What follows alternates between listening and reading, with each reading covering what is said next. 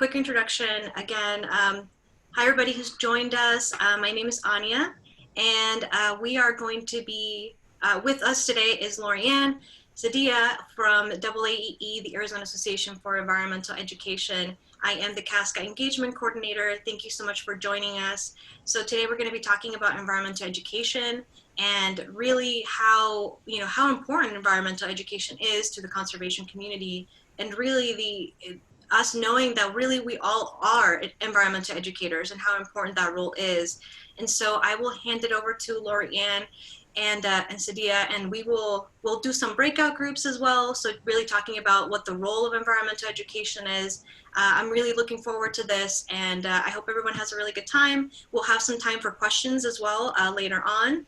But yeah, I'm going to switch off my screen and I'm going to hand it off to them, and I hope you all enjoy. Again, thanks so much for joining us. Yay. All right. Well, I will just get started. Thank you all for being interested in environmental education, if I can say that. I noticed some folks are definitely master naturalists, so glad to have you join us for this presentation. Let's see if I can get my slides to advance. There we go. Did that change? Everybody can see my next slide that says, what is EE? Okay. So the first thing I want to do is make sure that we all have kind of a shared understanding of what the definition of environmental education is. And I know this is a lot of words on the slide here, but basically it has to do with teaching people about the environment, teaching them skills to apply content related to the environment, and also having them become civically engaged. So we want people to be able to have the information they need to make decisions in relationship to best practices related to sustainability and environmental decisions that communities are often charged with making. We want to make sure that people are empowered to work together towards a sustainable future through education. And we really try to have humans shift their behavior towards making smart choices about what they do on a day-to-day basis, because all of those things have an impact on our environment, as you know. And I think the more information that people have about the impacts that their personal actions have or do on the environment is important, because even a little bit can make people change their mind or change their behavior. And then what we really want to do is make sure that folks have the capacity to vote for people in office and support legislation locally and nationally, so that people are thinking about the environment first. And that's not something that happens very often. So technically speaking, what we do when we talk about environmental education is all of these things, right? So we want people to understand how the environment works, how the ecosystems work, how everything is connected. And we want to inspire everybody to be motivated to have a quality outdoor experience, if that's possible. We want everyone to feel included. We want to make sure that everybody understands what some of our environmental challenges are. And everybody always says to me, well, doesn't it just have to do with teaching kids in the classroom? Doesn't it have to do with teaching kids in undergraduate education about the environment and helping them make choices? Well, that's definitely part of it. A lot of our educators do teach a lot about natural history, about environmental concepts, about constructs and systems in our Earth. But it's way more than that. It has a lot to do with anybody that communicates science and wants people to make a decision and make a change based on the information that they've gotten. It's also important to understand that everybody has different experiences and different cultural experiences related to the environment, and that it's all valid. And when you understand how everybody thinks about their communities and thinks about their nature, then you can even better communicate with the peoples who are your people that are in your audience. And when you think about environmental education in that way, it really has to do with helping people use their critical thinking skills. And that's something that is a little bit esoteric, but it really has to do with getting people to understand the impact of action and the impact of their action personally on the world. And there is a difference between educating people and environmental advocacy. Both of them are very important and have a place in our communities and in our society. But the difference is that environmental education really seeks to increase public awareness of environmental issues that are having an impact on their communities. Again, it teaches those critical thinking skills through doing things like reflective practice and understanding how systems work. It also helps people figure out how to problem solve. And when we talk about master naturalist work, we think about how people do that collectively through the partners that they work with in our communities. And what we try to do is not advocate a particular viewpoint on any environmental issue, rather give everybody the information they need to make the decisions that are appropriate for them and for their communities. And so in contrast to that, the difference with environmental advocacy is that sometimes it doesn't include all of the different viewpoints that come to the table when you're talking about an environmental issue. And because of that, it doesn't really teach people to think critically about the impacts of that decision on their communities and on their environment. And it doesn't necessarily help people enhance their problem solving skills, because in a sense, it's really just kind of a soundbite to get people to subscribe to that same belief or subscribe to that ideal. And not, again, that there's a problem with that, because everybody asks me, well, what's wrong with being an environmental advocate? Well, there's nothing wrong with being an environmental advocate, and groups like the Sierra Club are perfectly appropriate, and we need those groups in our communities to make sure that we're upholding environmental soundness and sustainability. But what it doesn't do is it doesn't teach people how to find the information they need to make the decisions or learn more about the systems. And it also engages people's emotions in a way that kind of shuts down everybody else in the conversation. And when people aren't listening to each other, then you have an issue with discourse. And I think everybody can agree with me when we say that is happening right now in our country. Doesn't matter what your political views are, people are not listening to each other, and they're not listening to other people's points of view and considering all of the aspects of any particular issue in a way that is important. And I think that is the key to environmental education and how we define it and what we do. Because you're never going to change people's mind if you're yelling at them and arguing with them. And in some cases, you're not going to change their mind, especially when you're talking about things that have a moral affect, I guess, something that people are really holding as a belief of theirs. And as soon as you can understand where other people are coming from and change your language and change the script a little bit, then you're going to be able to move the needle a little further and have conversations around having the impact that you want to see, increasing everybody's affinity for the environment and helping all of us together. And environmental education should definitely be free from bias. And this is something that's difficult to do. So everybody has implicit bias. Everybody has their own experiences.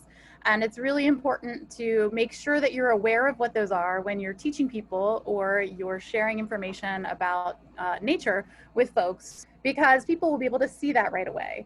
And that's where, once you understand what your biases are, then you can better understand what other people, how they might view something, and how their needs can be included and how they can be heard. And inherently, environmental education has to do with diversity. Because we are part of an ecosystem and humans are contained within every single ecosystem on the planet, we're connected. And people don't really realize that any little thing that they do or any policy that they uphold or decide has an impact on everything else in the environment. And that's why it's really important to understand that everything that you do really has an impact on something else. And people really just need to be aware that not everybody shares their same worldview. And so understanding those issues from the perspective of other cultures and other groups makes it really important when you're communicating with people about why things should be a certain way and if they should be a certain way based on your own knowledge and your own Western beliefs. And the language that we use to communicate is also really important. So this comes up in a lot of places, not just with environmental education, but within everything that we talk about now. If you think about education in schools, you know that there may be ways that content is presented that people don't necessarily understand because they have a different cultural experience than the educator. And thinking about ways that you can communicate the content that is inclusive and also represents everybody in your community is going to be the better path forward than trying to assume that everyone should kind of snap to your way of doing things and your way of understanding. So it's really important to look at the language that you have in your programs and understand if people that are coming to the table can experience those things in the same way that you do. And so I'm going to pause for a minute, and I'm not sure if everybody on the webinar considers themselves an environmental educator already. So can you take a minute and maybe just put that in the chat box and let me know if you consider yourself an environmental educator based on how I just sort of defined those concepts.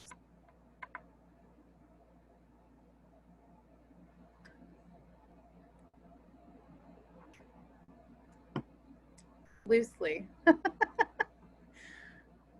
Awesome. Not sure. Okay. So does anybody want to ask a question if you're not sure if you're an environmental educator? If somebody would go ahead and put that in the chat box. I don't know if y'all can unmute yourself or not, but go ahead and put it in the chat box if you're not sure if you're an environmental educator. Why would you think that?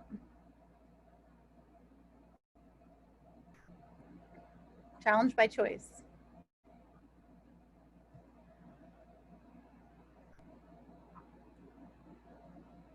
Is that my Pete, the master naturalist? Can I push you to answer that question? Yes, but indirectly, Erin says. Teaches GIS and focuses many lessons on environmental issues and natural resource management.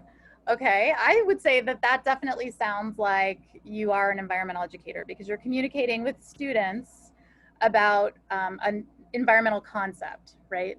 And I think a lot of folks that don't think they are educators are the ones that don't think that they're environmental educators. And so I would challenge you to say, when you're teaching about environmental issues, what are some of the things that you may share with your students in that class? And what would you like them to do with that information when you're talking about an environmental issue? Not to put pressure on you, Erin, but since you shared that great thought with us.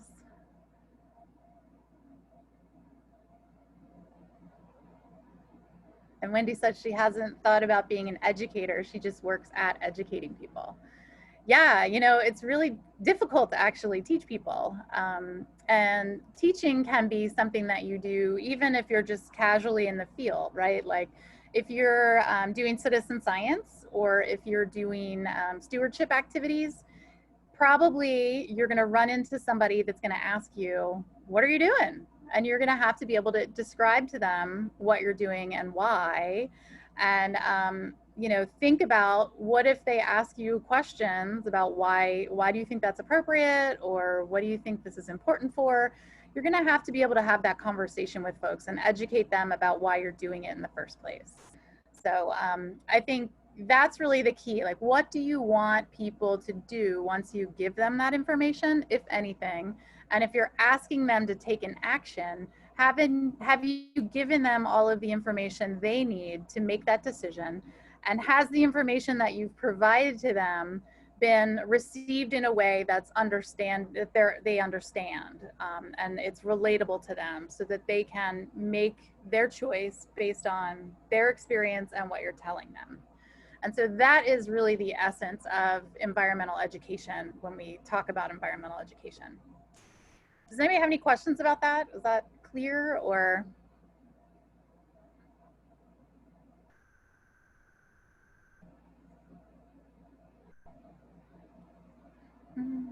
Waiting the requisite 7 seconds to make sure that we're not shaking anything out.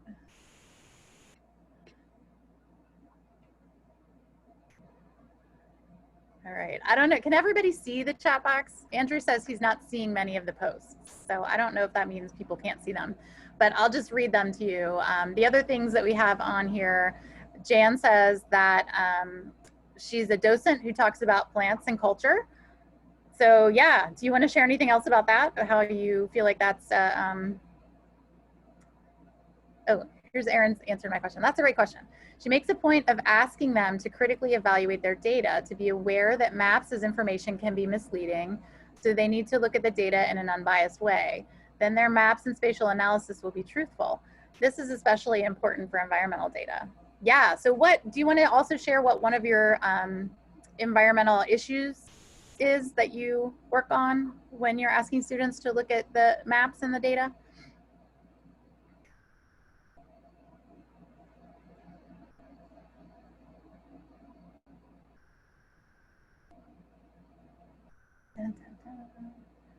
And if you're not seeing the chat box, I think if you look on the toolbar on the bottom, there should be either it's showing up right in the toolbar, or there should be a thing that says more. And if you click on that, then you can open up the chat there. Oh, I see. So it's like either between the panelists or the attendees. And if you look at the list, maybe when the attendees are there, or if you want to post something to everybody, post it with so the attendees can see it and not just the panelists. Thanks for that tip, Nicole. Okay, I'll just keep on trucking here.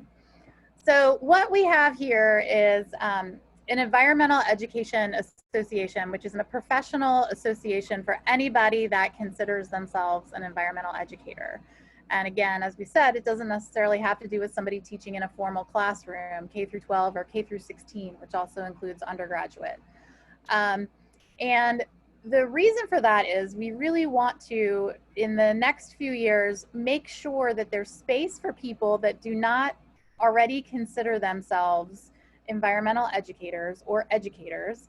And we also want to serve to connect people to each other. So if you're a research scientist, or you are a land manager or a conservationist or a biologist or something like that, and you communicate with our communities about nature and the environment and impacts that certain things are having, if you are collaborating with somebody that's an educator, or you understand a little bit more fully how to communicate your message so that it's received and understood and inspires action, then that is something that our organization is really charged with doing. I see that Erin said water conservation is a popular choice among her participants, and she focuses on biodiversity and habitat mapping, which interests sustainability as well. Yeah. And so understanding the communities that are impacted by water and water resources is probably something that you think about when you're teaching your students to do those environmental analyses. Because access to water is something that we all need, and it's really important that everybody understands why that's happening and why the decisions that are being made in that way. Let's see, Andrew says he's curious about Big Hat EE. EE is a big part of what he's involved in, but when we include place-based, social, historical, cultural components, is EE the biggest hat? Huh, yeah, that's a great way to describe it, actually. All of those things are elements of environmental education. I think you can't really be teaching people about place-based environmental education if you're not considering all of those things. And if you're inherently teaching people about the environment and nature and natural history, then, as you say, the biggest hat would be, or the umbrella term would be, that environmental education involves all of those things. Erin says, natural resource conservations are great for introducing social justice and equity as well. Yeah, for sure. Because a lot of those decisions have traditionally not been made with the best interest of the communities in mind.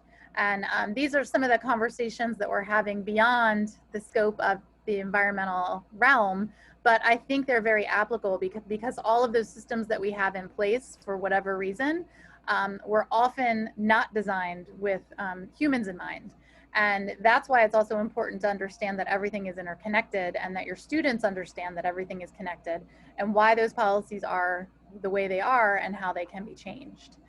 Jan says she talks about cultural history of the Sonoran Desert and ethnobotany of several of the gardens. Yeah, so that's another great example. You have to understand the culture of the communities that have been traditionally using those plants and why. and how they, use those plants efficiently or not efficiently, and how they consider that within the ecosystem so that they're not, over harvesting, and all of the other different ways of knowing about the environment. I don't know if you all have read Braiding Sweetgrass, but that's a great book by Robin Wall Kimmerer that kind of describes the intersection between Western science and indigenous knowledge, and the differences and similarities between the two. And really just thinking about that from a different perspective than maybe you had already considered, given scientific training that you may already have gotten, especially if you're in a scientific field, like a conservation field. Okay, so that is our role as Arizona Association for Environmental Educators. We really want to have professional development opportunities to have conversations like this, to really explore the connections and the possibilities of working together with researchers and land managers to help communicate as many times and as often as we can with people in our communities about the importance of caring for and about our planet. The Arizona Association for Environmental Education is an affiliate network of the North American Association for Environmental Education, and that spans North America. So it's got Canadian representation and Mexican representation, and the United States. There are about 59 different affiliates that are part of this network, and I encourage you to take a look at the North American Association for Environmental Education. They're the ones that have developed guidelines for excellence in teaching about the environment. Again, it's not just about K through 12 education, and it's not just about non-formal education that happens at nature centers and museums, although that's part of it. Now we're really starting to look at the impacts of community engagement and working together among different partners and communities collaboratively. Thinking about social justice, equity, and inclusion is all definitely part of it. And we're really grateful to have this connection to the larger network, because over the last 10 years, we've really seen it grown. And there's a lot of resources and funding available that we are able to tap into. And that's really our hope, is to keep expanding that and really introducing the topic of environmental justice and equity and inclusion in all of the work that we do. So just a quick overview of the Arizona Association for Environmental Education. This is a snippet from our strategic plan. That is the 2018 through 2021 strategic plan. And our vision statement is here, you see it. It's a vibrant and ecologically sustainable future for Arizona with a well-informed and engaged population comprised of socially and ecologically responsible people and institutions. So we were really careful when we wrote that vision statement to make sure that there was room for people that were not formal educators. And I hope that that comes across in that statement. And our mission is to educate, inspire, and empower one another to actively and responsibly engage in our communities. So those are the things that we really want to do as we expand our network and the group of people that consider themselves environmental educators. Our organization has been around since just before 1980. So it's been around for almost 40 years. Is that 40 years? Yeah. And initially it was entitled the Arizona Association for Learning in and About the Environment. I think that actually has a better ring to it, because it seems a lot more inclusive of other people that are teaching about environmental concepts. But in 2000, we rebranded our organization as the Arizona Association for Environmental Education. And initially, they were very focused on K through 12 education. So they were instrumental in developing an environmental literacy plan for K through 12 schools.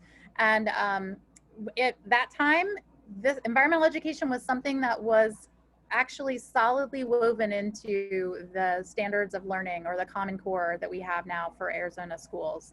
And of course, that has since unfortunately been taken out.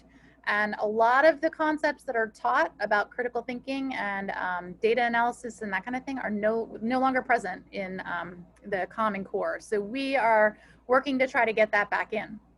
But again, that's not the only thing that we do. We have a certification program that we piloted in 2015, and right now we have about 70 people who have become certified over the last several years, however many years that is, 5 years. And we're working on a master's level program now that is going to be expanded to help people develop programs and create a program plan, a logic model, and also think about things from a science communication standpoint. So we hope to roll that out in 2021. And we were really excited to host our first conference in September of 2019. So that was the first conference that we had in about 10 years. And most of the folks that attended that conference were actually either non-formal educators or from conservation or research. So we actually did not have that many formal educators that were in attendance. And I think if we are able to gather again in person, we're not going to do it this year, but we're going to do it in 2021. I really encourage you all to think about joining us, because the comments that we received from that gathering was that people were grateful to have a community of folks that they were able to really understand, who were doing similar work to what they're doing. And I think we all know that it's great to be able to share our experiences and come up with things collectively that are going to have an impact in the future.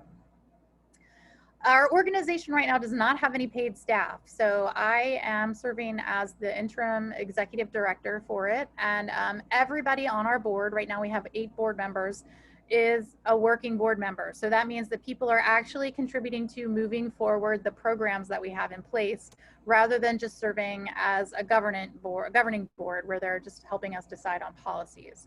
So I'm really grateful to the 8 board members that I have on my team.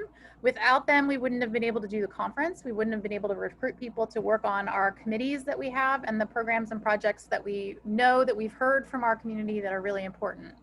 So I mentioned the EE certification program. You can see that there on the left side. We've got the master's that's in the works and the basic certification program that we'll have available. And really the nuts and bolts of what we do are related to professional development. So thinking about how we can apply some of those concepts that I described in the beginning to the work that you're doing in all aspects of environmental education. And we are excited to be launching an EE fellowship program. Hopefully we'll be able to do that in 2021. We've received some funding to plan that out. And that's going to look a lot like us recruiting young people to gain professional skills so that they can go on to an internship and hopefully a job, so that they can contribute to some sort of environmental sustainability work that they're doing in the field. And then the other stuff that we do is all related to, marketing and all of those other things that we need to do to get our information in front of people and recruit people to come to the conferences and come to the professional development activities that we have. And these are our strategic goals that we had outlined in 2018 that are, through the end of 2021. But the ones that I have checked there are the ones that we've actually achieved. So I feel pretty good about that. We've strengthened our organization so that it's sustainable. We needed to raise the profile of our association, which it had kind of fallen off the radar for a while. And we're glad to be back in the mix. Again, as I said, our conference was very successful. So I think we are able to springboard that into something moving into the future. Our goal of increasing the professionalism of the field of environmental education is underway through that certification program. And we are also trying to foster collective impact towards increased environmental literacy for all Arizonans. So those are some of the things that I think we've done, and we've done pretty well. I mean, we can always improve on them, of course, but that's where we are. And the next thing that we are really trying to tackle, as I mentioned, is the justice, equity, diversity, and inclusion piece. That is one of our core values right now, but we are thinking that we need to weave that into a lot more of the work that we do, and we're right now hosting a working group to explore some of these topics. So to tell you a little bit more about that, I am going to hand it over to Sadia, if she is ready to roll. I can advance the slides for you, I think, because I don't know that you can do that from where you are. So yeah, you ready to take it away?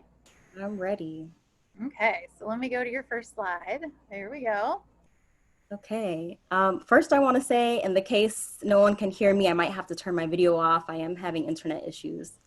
But yeah, thank you, Lorianne, for passing that on. As Lorianne just mentioned, AAEE focuses on justice, equity, diversity, and inclusion, otherwise known as JEDI. And you may have heard other terms like DNI, READY, which is race, equity, diversity, and inclusion. And at the heart of it, all of these cover the same issues, but in their names, they are drawing attention to underlying issues that might prevent equity or diversity.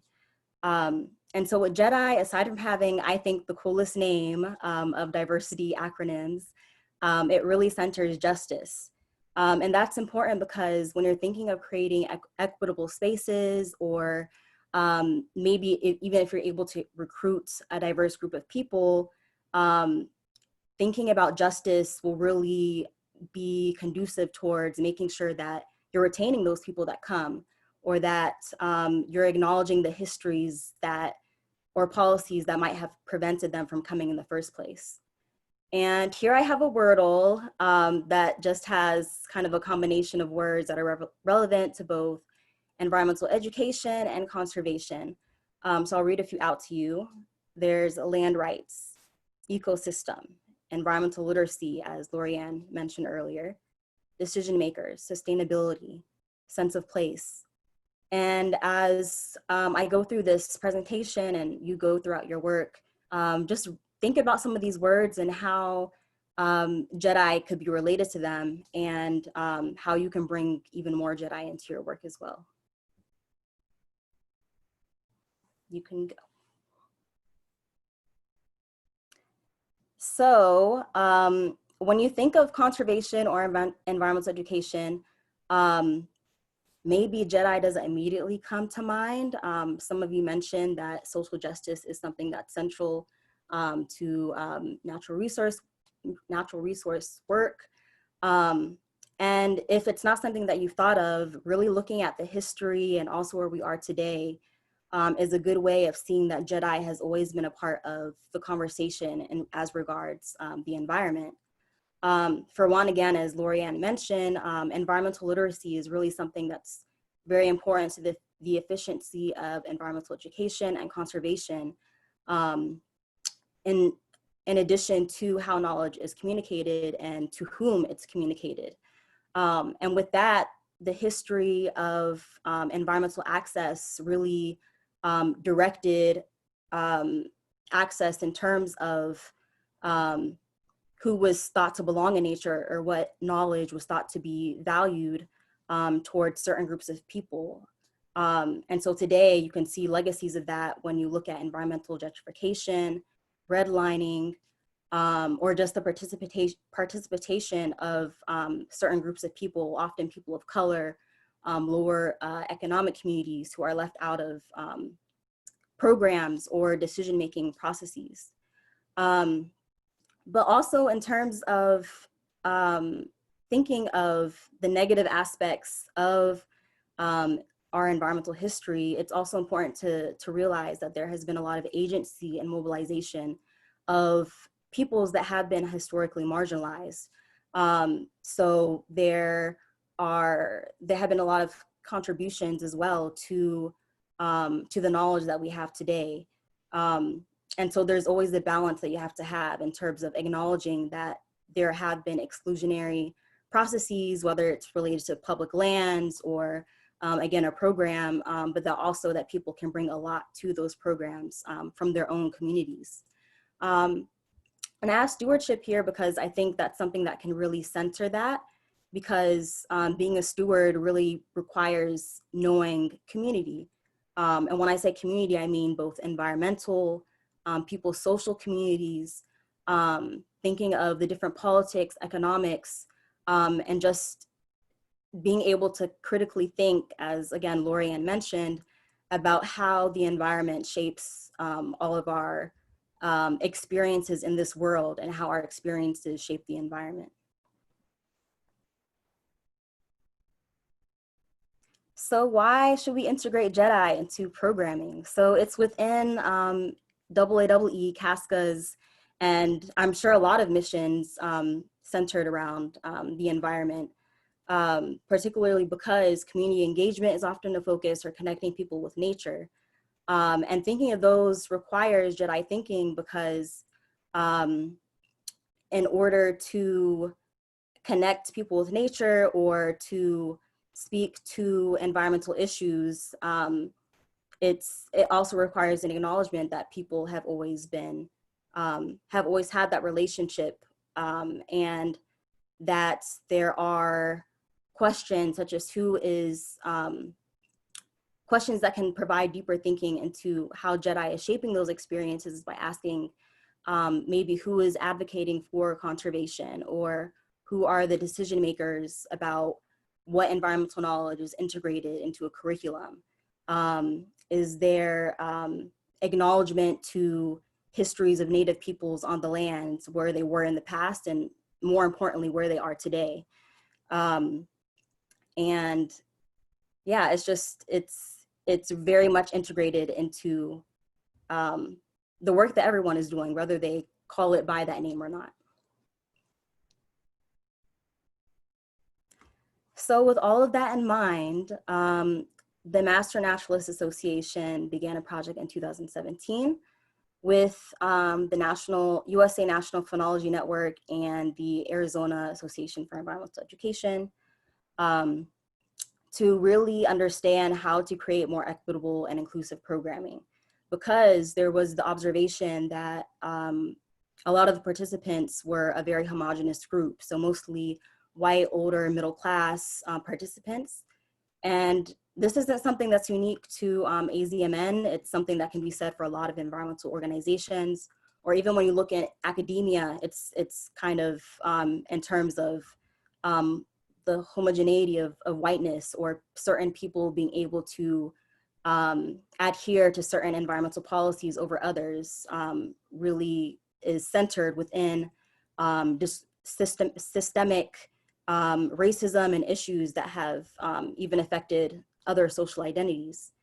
And so with the observation as well, a needs assessment was begun, and we asked two central questions: who are we missing and why are we missing them? So our objectives with all of that majorly were based in getting to know the community more. So learning what organizations are filling different niches that maybe we're not filling, or are there people who are, that have their own spaces that maybe programs aren't being able to see, but that's happening for, say, communities of color. And also, once we learn more about the community, how can we remove those barriers and also reform our programs such that they're more culturally relevant and appropriate for the diverse audiences of Tucson. So pre-COVID times, which is the start, I'm sure, to everyone's sentences these days, we were doing outreach. So both within our libraries, where a lot of Master Naturalist programs are housed, and also with different natural and cultural history programs to kind of see different aspects of the Tucson community and learn what other people are doing to reach those communities. We also, since COVID, we have been building off of our AAE partnerships and conducting interviews with natural and cultural history programs to learn from them where they stand in relation to JEDI conversations, including any challenges that they've had, or just their general approaches to bringing JEDI to their programming. We've also centered storytelling within this project because with the interviews, we're speaking to a lot of docents or environmental representatives. Storytelling allows people who might be potential participants in programs or just in the general community or micro communities within Tucson to speak to their own environmental experiences, knowledge, and outside of just sharing a story, also kind of explore where they stand in relation to a lot of dominant narratives about who belongs in the environment or what certain environmental actions look like. So I selected just a couple of themes to speak to those conversations. Again, challenges to engaging underrepresented audiences was one of the big overhead topics that people spoke to. And under that, an issue that was found was that institutionalized outdoor spaces often aren't perceived as self or welcoming to many minority groups. And I underline institutionalized because, again, a lot of the people that we spoke with acknowledge that even though people aren't being seen in their programs, again, maybe they have their own spaces that they're going to. But it also speaks to the fact, I listed Black, Indigenous, Latinx, and migrant residents as being largely identified as underrepresented. It also speaks to the institutions that can feel, can be barriers in and of themselves. For example, a lot of people reference that for Park Service officials, for example, that their uniforms are very reminiscent of border control, and that can be a big turnoff to a lot of migrants or the Latinx community in general. Or also some people spoke to having interviewed some affinity or like culturally centered groups that they just didn't want to be in a white gaze, where the fact that the color of their skin has other histories outside of the environment, well, also connected with the environment, that they didn't want to have those feelings in going to certain spaces.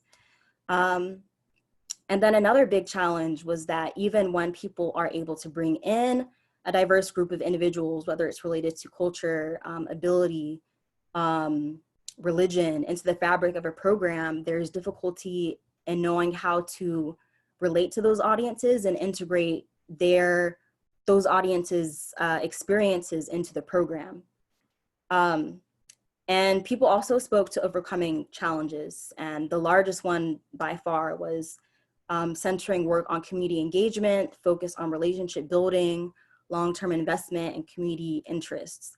And all of this none of it is clear cut, but Lori Ann likes to say it's raggedy. It's all a raggedy process, and a lot of people experimented in terms of getting to those points where they could say that they were relationship building. And it's something that's very, I think, integral to JEDI itself, that it can be a messy or raggedy process, but it's all a learning experience. And so what are we gonna do with all of this information? So we're gonna do professional development opportunities and materials, some of which we've already started, including AAE mixers, panels with maybe some of the people that we interviewed, community engagement and equity and inclusion trainings for conservation representatives and environmental educators, conferences next year and 2022, and also hopefully a guidance document for JEDI integration into programs. We'll also be expanding our storytelling project, and also, as Lori Ann mentioned earlier, we've been having conversations about a AA, EE fellowship that allows youth to focus on a project of their interests and also gain professional development skills in support of that.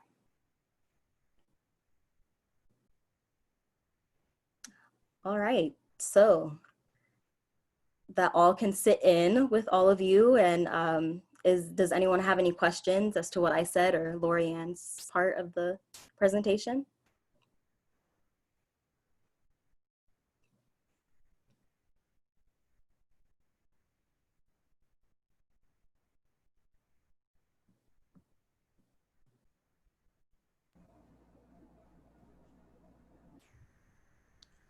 I don't have a question, but I just kind of have a comment, and I wanted to add that, you know, the work that you're doing is really great because it can be useful throughout the whole region. As Casca, you know, we're always looking for partners to work with and engage in order to ensure that what we're doing is truly serving the needs of the community. You know, you put our mission up there, and I will like to add that our vision it is to be able to have a sustainable preserve system, a sustainable system of parks and preserves for, you know, so that they have healthy environments and healthy ecosystems, but then so that we can also have healthy communities that thrive.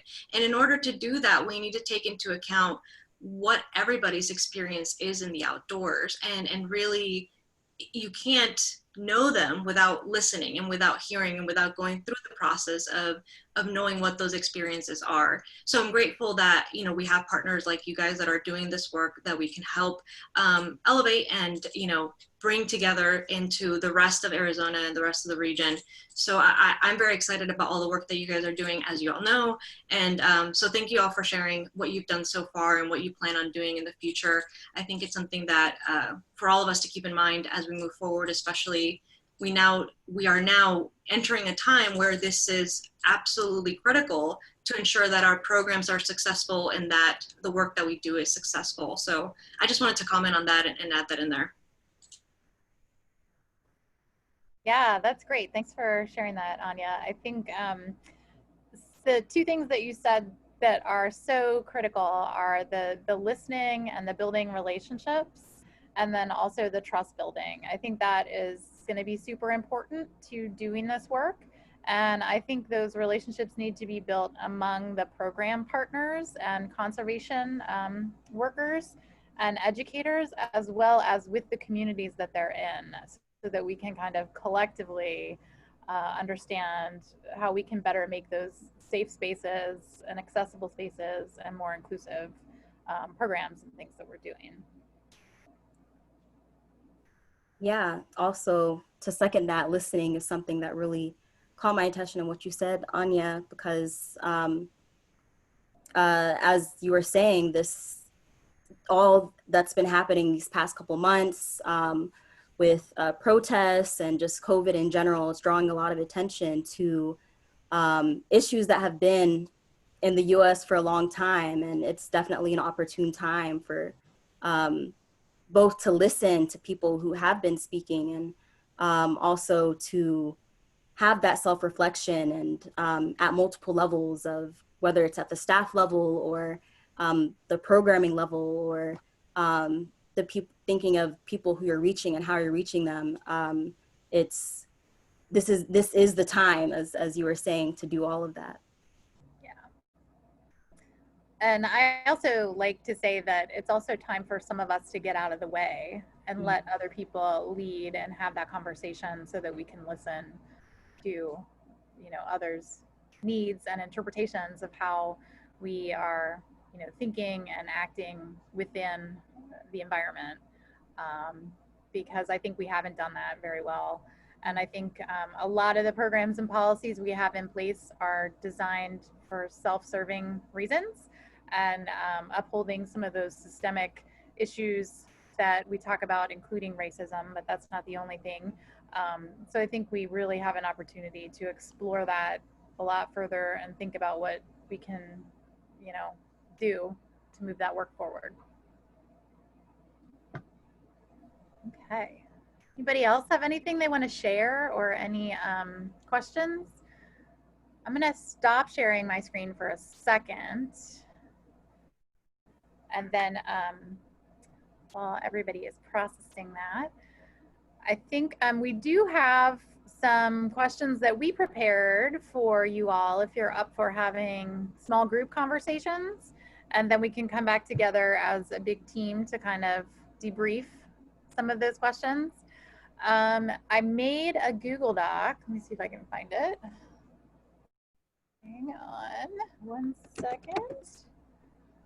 That is something, here we go. If you all have been in any of my classes or attended any of my other workshops, this should be a very familiar practice to you. But I made this Google Doc with some guiding questions on there, and I'll put the slides up in a minute. And we have 3 questions, so we can do all 3 of them. We can just do 1 or 2 of them.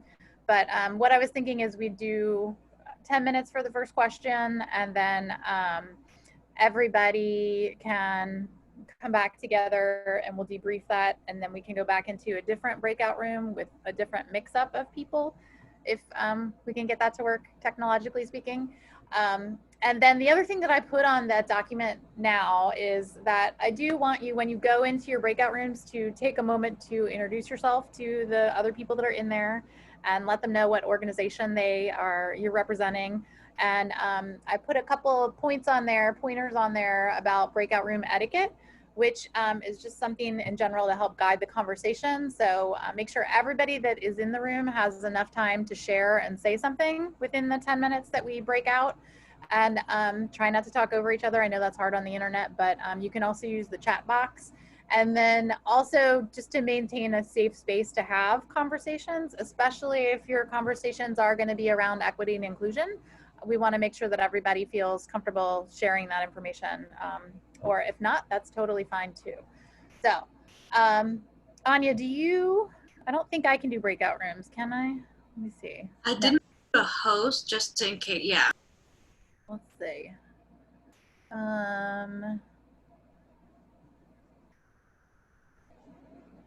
Oh my goodness, I don't know how to do it on the webinar. Yeah, it's not a choice for me. So maybe we can't do that. You don't see it on the bottom of yours, do you? Where you can just mix everybody up? Oh, I don't. This Q&A thing. Only hosts and panelists can see questions.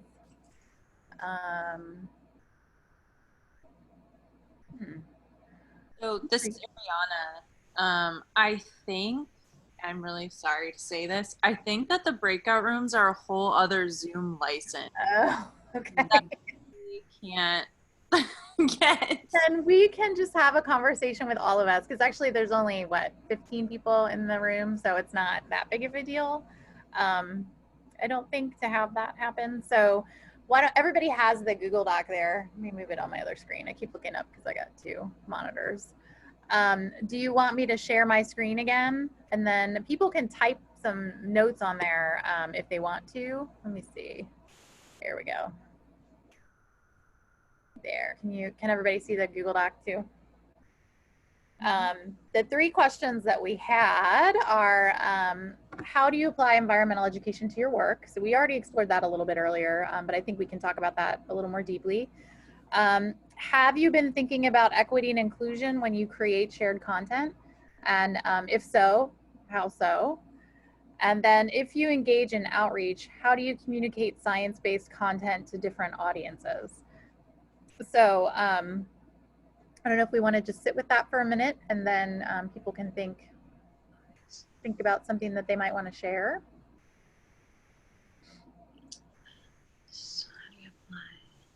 So speaking on Casca's behalf, so hi everybody, this is Anya. I think for us, a lot of what we do in our work, conservation work, is environmental education in a way. We, invasive species is something that is a huge priority for us. Citizen science, community science is a big deal for us as well. So I think in a lot of ways, we have a lot of programmatic work that is around conservation challenges, but we also try to really make sure that we reach out to the community and let them know through, social media and different, newsletters and just presentations like this, letting them know how those different conservation challenges and the programs we have, educating them about why we're doing that and why it's important. So for us, Casca, I think that that's how it applies to us.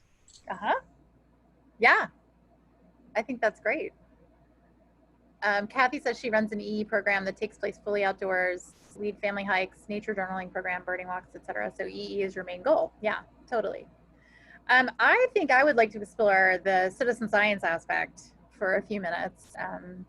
I don't know if I illicitly said this specifically in the beginning, but my day job that I get paid for is I'm the education director of the National Phenology Network, which is our citizen science program is Nature's Notebook. And we've been thinking a lot about who participates in citizen science, why they participate in citizen science, and if the science that's collected is beneficial to everybody that may be in those communities.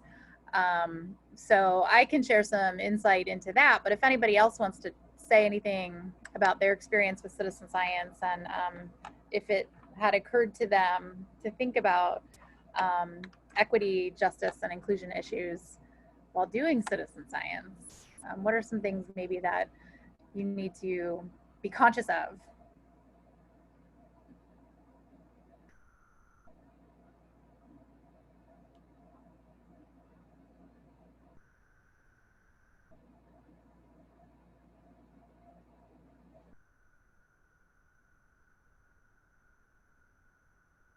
Dun, dun, dun.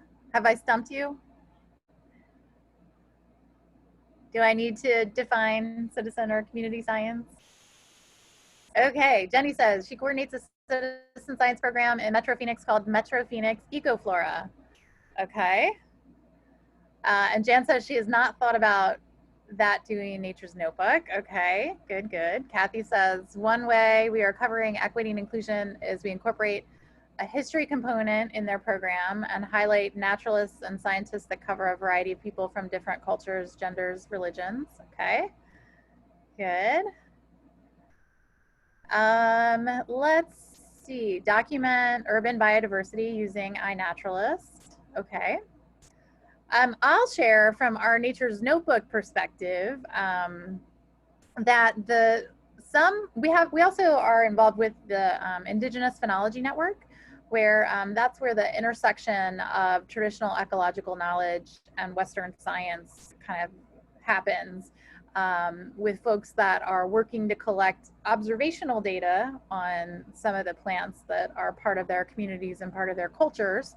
I know that they think about plants as relatives, so that's a different way of approaching how we observe and how we think about what we're looking at when we make observations on citizen science.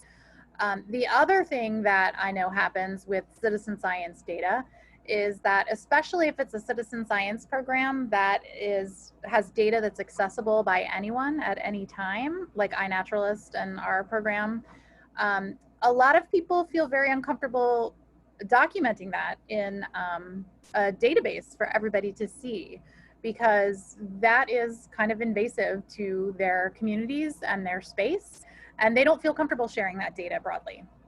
And so I think those are some of the things that we consider when we set up citizen science programs, when we think about who are the communities that are in, or who are the people that are in that community and why they might be collecting citizen science data and why we're asking them to do it in the first place, because they may have different reasons for collecting citizen science data than Western scientists do. So that is something that we are definitely thinking about when we do citizen science. Let's see, Nicole says rain log in water conservation program in Cochise County, and Kathy says a land acknowledgement. Yeah, that's another thing to think about, where you're collecting the data. If you're on public or private property or tribal lands, I think that's really important. I think it's really important to get permission before you go and collect observational data for citizen science and understand those native perspectives about plants. Yeah, for sure, for sure. Good. How about if we think about stewardship for a few minutes? What are some things that come to mind when you think about equity and inclusion related to stewardship? Sadia mentioned a couple of them when she was talking a few minutes ago.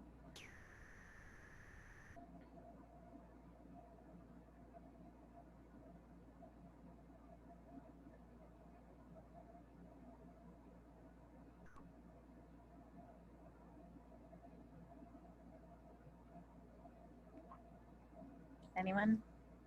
I guess my first thought would be people have different conceptions of stewardship. Mm-hmm.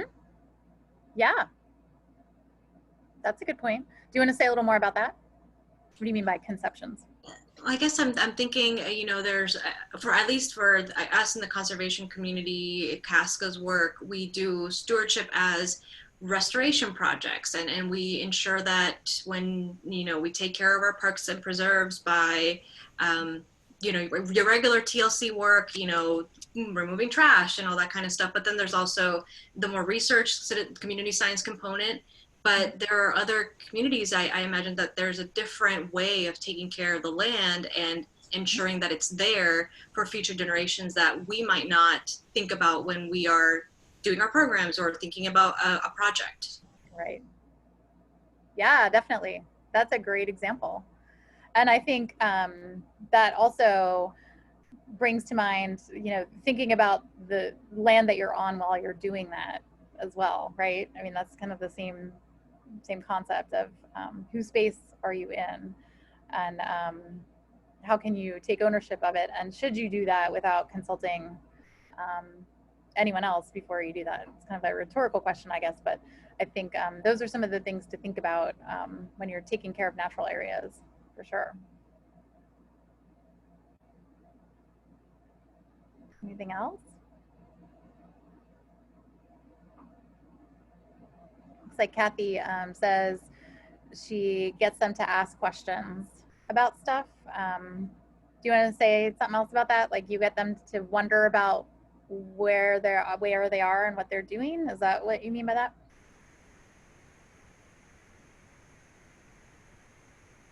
Oh, you're answering number 3. Okay. Hence the number 3 before your answer. Now I see what you're doing. So if you engage in outreach, how do you communicate science-based content to different audiences? Okay. Anybody else want to say anything about that? Jan says the damage that bufflegrass and other invasives have done to the Sonoran Desert. Okay. I can definitely speak that is a big part of what we do in Casca's work, at least for stewardship, is that invasive species work. Yeah, I can second that for sure. Yeah. Invasives, definitely a problem. Most often brought here for some maybe not so good reason after the fact. That's why we have a lot of issues with invasives, because people were trying to control something, right? So that's totally, yeah, invasive species are the theme for the fall. Yeah.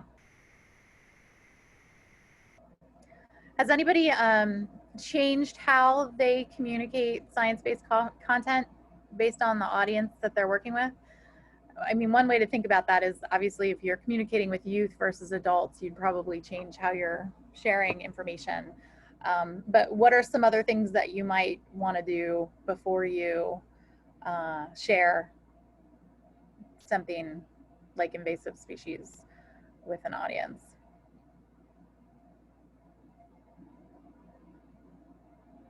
Especially if it's a different cultural audience. Anybody have any ideas? Bilingual, trilingual content. That's good.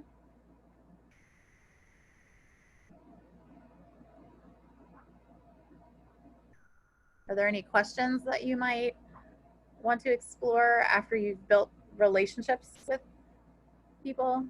And what would that be?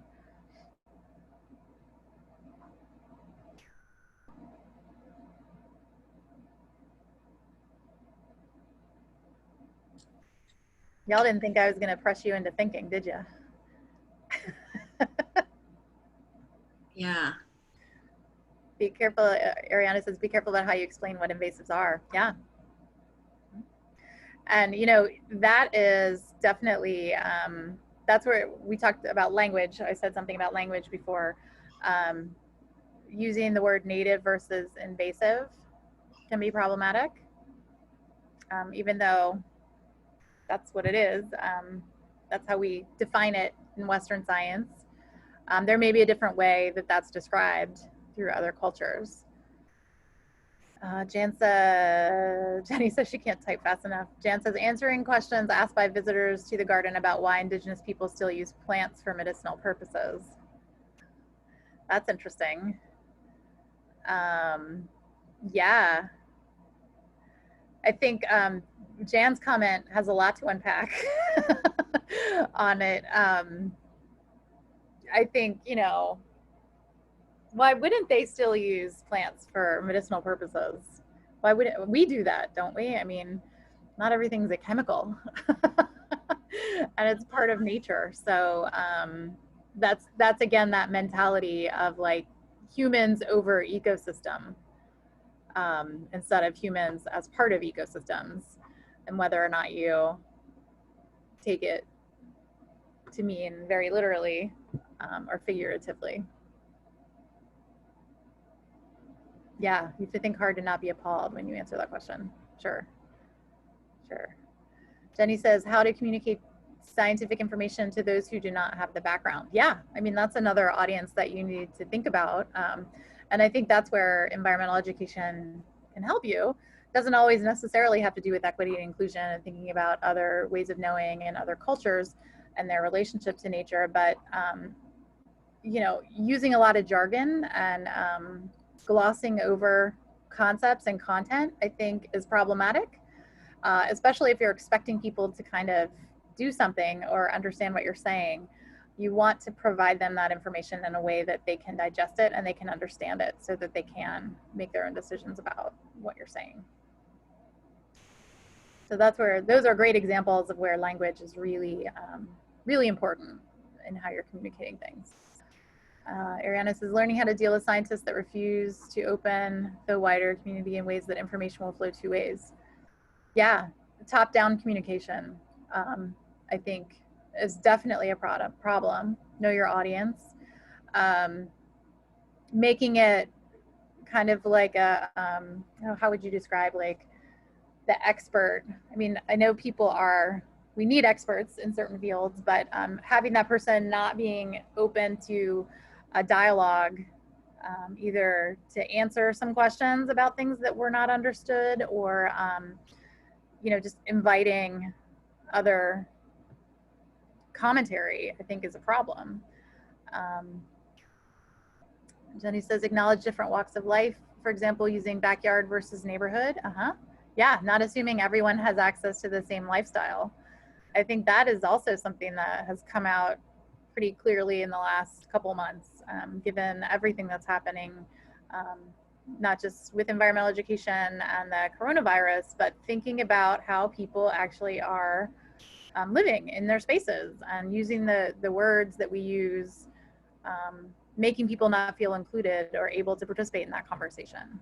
So even the word citizen science is, I know some folks probably are aware that a lot of organizations are thinking about not using the word citizen, especially in California and Arizona, where the word citizen is kind of a charged term, right? You don't want to make it sound like it's exclusive to only people that are of a certain citizenry from a certain country. So people are using community-based science now as another example, or public participation in science as a way to describe those concepts so that they're not quite as off-putting. We've even had conversations about taking the word master out of the master naturalist title for a lot of reasons, but I think it's also very off-putting. And one thing that we're trying to do with the Master Naturalist program specifically is make sure that it is a space where people of all abilities and academic levels and experience can participate. We don't want people to feel like they're taking another master's course. Like they have to already have gone through 16 years of college before they can even participate in the program, because that's not really the intent. And that really does not have a community feel, and it doesn't create a community culture within the cohorts. So thinking about stuff like that, I think, is really important as well. Jenny says, as mentioned before, stepping back and having others lead.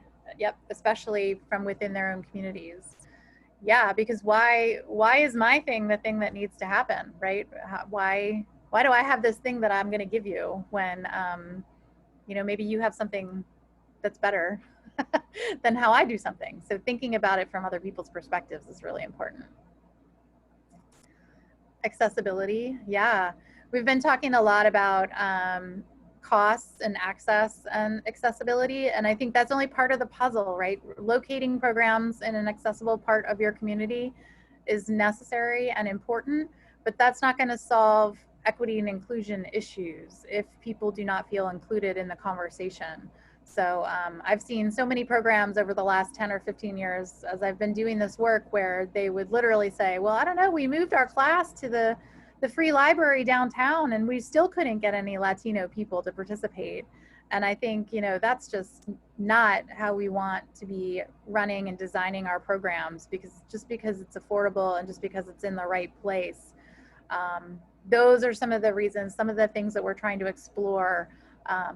You know, how can we make sure that this is a safe space for everybody to enjoy this particular project or program? So being open, accepting and owning up to making mistakes. Yeah, definitely. Being open to feedback.